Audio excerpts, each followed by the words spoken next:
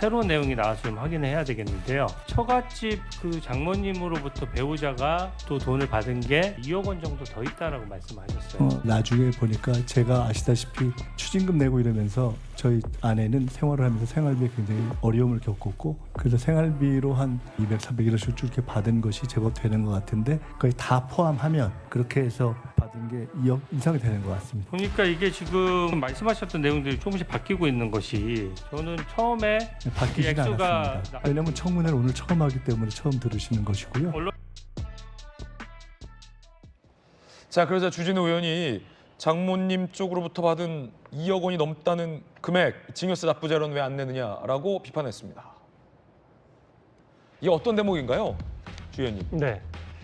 사실은 저는 그걸 지적하는 겁니다. 사실 이게 현금 거래가 많이 있었다라고 하는 것도 국민들이 보셨을 때 불투명하거든요. 현금 거래인데 재산 등록에도 그때그때 다 써버려서 등록하지 않았고, 또 세금도 낼 리가 없지 않습니까? 현금이니까. 그래서 상당한, 그러니까 국회의원 세비도 많은데 세비보다 더 많은 현금 흐름이 있었다는 건데. 장모님 쪽으로부터 2억 원이 넘는 돈을 나눠서 받아도 증여세는 내야 되는 겁니까? 네, 그렇죠. 근데 안 냈다는 거예요? 네, 증여세를, 그러니까 그 증여세를 내야 되는 부분은 후보자도 인정하기 때문에 네. 뒤늦게 인사청문 준비 과정에서 그것을 알게 되어서 뒤늦게 내가 납부를 했다라고 주장을 한 것이고요. 근데 그 내역을 제출하지 않았다? 네, 증여세 납부 자료는 누가 보더라도 세금을 낸 자료니까 자랑스럽게 유리하게 자기 본인한테 유리하기 때문에 제출할 수 있는 그건 어디서 떼면 돼요? 동사무소 떼요? 국세청에서 떼요? 국세청에서 본인 집에서 떼도 돼요. 집에서 떼도 되는 거예요? 그럼요. 요즘은 모바일 시대네요. 네, 네. 근데 이게 저는 말이 바뀌어왔던 지점이 국민들이 딱 보셨을 것 같습니다. 처음에는 사실 이게 뭔가 번 돈보다 쓴 게 너무 많은 것 같은데 이게 액수가 얼마인지 몰랐거든요. 그러니까 그때는 어떻게 말씀을 하셨냐면 강연료 등 기타 소득이 있었다라고 처음엔 얘기를 했어요. 네. 본인 페북에도 올리기도 하셨습니다. 근데 기타 소득이란 말은 무슨 얘기냐면 국세청에 말 그대로 신고되어서 기타 소득으로 잡혀서 세금도 다 내고 내가 정당하게 얻은 수익이다라는 표현이 들어가 있었던 거거든요. 근데 그 이후에 확인해 보니까 기타 소득이 한 800만 원밖에 없었어요. 예. 그러니까 돈의 액수는 비는 건 한 6억 정도 되는데 800만 원밖에 없으니까 계속 질문에 봉착을 하는 거죠. 그러니까 어쩔 수 없이 또 인터뷰에 인사청문 있기 전에 인터뷰에 와서 후보자가 또 직접 얘기했습니다. 결혼실 축의금과 그다음에 빙부상 조의금과 출판기념회 2번으로 통상 저 정도 정치인이 받는 수준의 돈이 있었다. 그러면은 그 4번의 이벤트에 1억 5천만 원 정도씩 평균적으로 받았다는 뜻이잖아요. 네. 근데 인사청문회 날 그러니까 자료를 달라고 해서 자료 제출을 안 하다가 인사청문회 날 딱 나타나서 처음으로 다시 주장을 바꾼 겁니다. 내가 따져보니까 축의금은 처갓집에 그냥 다 줬고 예. 그다음에 또 다른 자금이 있어서 처갓집으로부터 네. 처가 2억 원 정도를 또 1억은 현금으로 1억은 송금 받아서 2억 원 좀 넘게 지원을 받았다라고 해서 제가 물어봤어요. 그 자리에서. 그러면 증여세는 내셨습니까? 했는데 바로 즉석해서 대답했습니다. 증여세를 냈고 그게 그 시기가 이번에 알게 됐기 때문에 그 총리 지명된 이후이고 그렇기 때문에 자료를 내겠다라고 또 얘기를 스스로 했거든요. 네.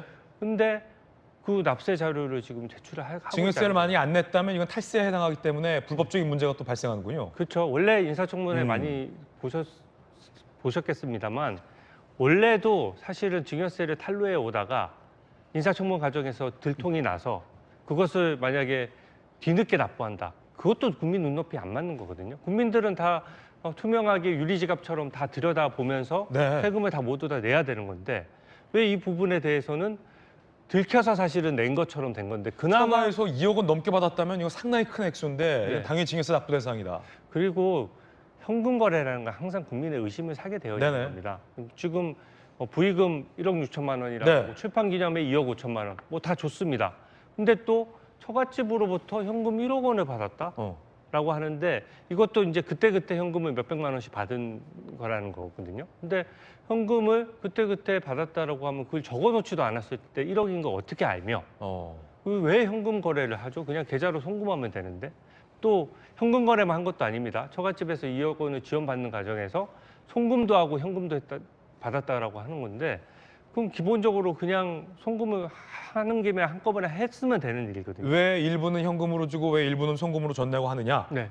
상식적으로 좀 납득이 안 된다. 네. 어. 그리고 현금을 사실은 준 것을 네. 얘기할 필요가 없는 내용이잖아요. 보통은 이제 뭐 내가 증여세를 내게 되더라도 현금으로 살짝 준 것을 굳이 얘기할 필요가 없는데 지금 돈이 비는 겁니다. 돈이 비니까 지금 어떻게 보면은 2억 정도의 자금원이 소명이 안 돼 있는 상황이거든요. 네. 그러니까 이 2억 원 정도는 처갓집으로부터 가져온 돈이라고 하는데 그 돈과 관련된 증빙이 국민이 확인하기에는 전혀 자료가 없지 않느냐 이런 얘기입니다. 결국 김유정 의원님 야당에서 제기하는 의혹의 본질은 인아웃 들어온 것과 나간 돈이 안 맞으니 그냥 처갓집에서 2억 받았다고 퉁친 거 아니냐?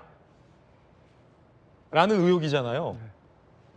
딱 그겁니다. 시쳇말로. 퉁쳤다는 말이 딱 그거죠. 이 반박 좀 해주시죠.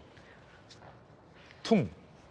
반박이 아니 힘들죠. 본인이 그러니까 입증 자료를 제시를 했다면 저희가 뭐라고 얘기하기가 더 쉽긴 쉽죠. 하죠. 네. 그런데 본인이 그걸 제시를 지금 물증을 한마디로 네. 제시하지 않은 상황이기 때문에 후보자의 그 얘기 답변에 대해서 선의의 기대에 우리는 해석할 수밖에 없는 거 그렇죠. 아니겠어요? 어제 홍익표 원내대표도 이 자리에서 후보자가 입증할 만한 자료를 냈다면 우리들이 해명해지기 편했을 거다. 그렇죠. 그게 없어 좀 아쉽다 이런 예, 말씀하셨거든요. 아쉽고 저희도 힘들죠, 사실은.